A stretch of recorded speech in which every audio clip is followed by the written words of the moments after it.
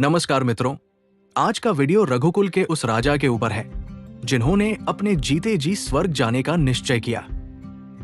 राजा त्रिशंकु का असली नाम सत्यव्रत था। वे सूर्यवंश के राजा थे और एक इक्ष्वाकु वंश से संबंध रखते थे। वे बहुत शक्तिशाली और समृद्ध राजा थे। प्रजा उनसे प्रसन्न रहती थी, लेकिन उनके मन में एक असाधारण इच्छा उत्पन्न हुई। मैं अपने शरीर सहित स्वर्ग जाना चाहता हूं। सूर्यवंश बना इक्ष्वाकु वंश और फिर बनी अयोध्या, जिसका नाम वैवस्वत मनु ने दिया। अयोध्या का अर्थ होता है जिसे युद्ध में कभी जीता न जा सके। राजा त्रिशंकु रघुकुल के 11वें राजा थे। वे महान और तेज राजा माने जाते थे।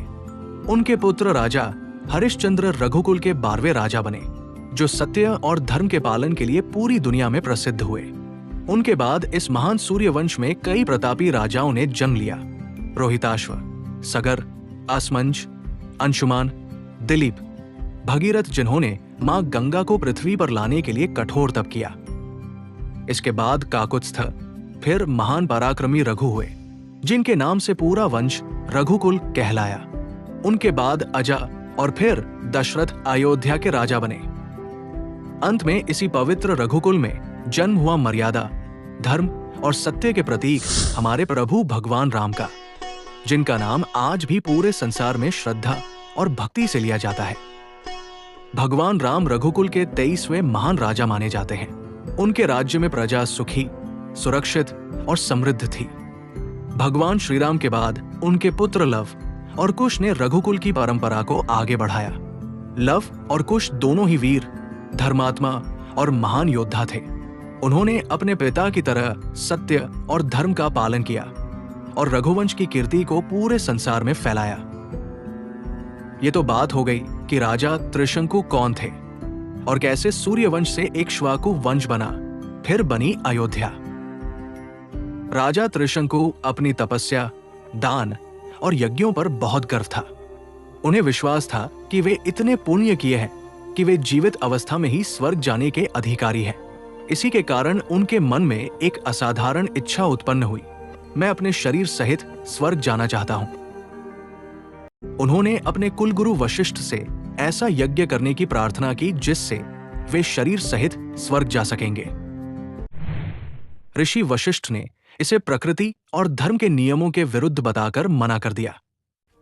त्रिशंकु ने वशिष्ठ के पुत्रों से भी प्रार्थना की, लेकिन उन्होंने भी इनकार कर दिया। क्रोधित होकर वशिष्ठ के पुत्रों ने राजा त्रिशंकु को श्राप दे दिया, जिससे उनका रूप बदल गया। अपमानित होकर राजा त्रिशंकु वन में भटकने लगे। उसी समय उनकी मुलाकात महान मुनि विश्वामित्र से हुई। विश्वामित्र ने राजा त्रिशंकु की अवस्था देखकर उन्हें शरीर सहित स्वर्ग भेजने का वचन दिया। विश्वामित्र ने एक विशाल यज्ञ आरंभ किया और अपने तब्बल से त्रिशंकु को स्वर्ग की ओर भेजना शुरू किया। राजा त्रिशंकु धीरे धीरे आकाश में ऊपर उठने लगे। स्वर्ग पहुंचने पर इंद्र ने उन्हें स्वीकार करने से मना कर दिया। इंद्र ने राजा त्रिशंकु को स्वर्ग से नीचे वापस पृथ्वी की ओर गिरा दिया। त्रिशंकु ने भय में विश्वामित्र को पुकारा और विश्वामित्र ने उन्हें बीच आकाश में रोक दिया। और तब विश्वामित्र ने क्रोधित होकर नया स्वर्ग बनाने का संकल्प लिया। उन्होंने आकाश में नए तारे, नई दिशाएं और एक अलग लोक की रचना शुरू कर दी। यही नया लोक आगे चलकर त्रिशंकु स्वर्ग कहलाया। राजा त्रिशंकु उसी स्वर्ग में बीच आकाश में स्थिर हो गए। यही थी गाथा राजा त्रिशंकु के स्वर्ग की। ये गाथा का वर्णन आपको विष्णु पुराण, भागवत पुराण, हरिवंश और महाभारत में भी मिल जाएगा। चलिए अब हम आपसे अलविदा लेते हैं। मिलेंगे फिर किसी नए अध्याय के साथ।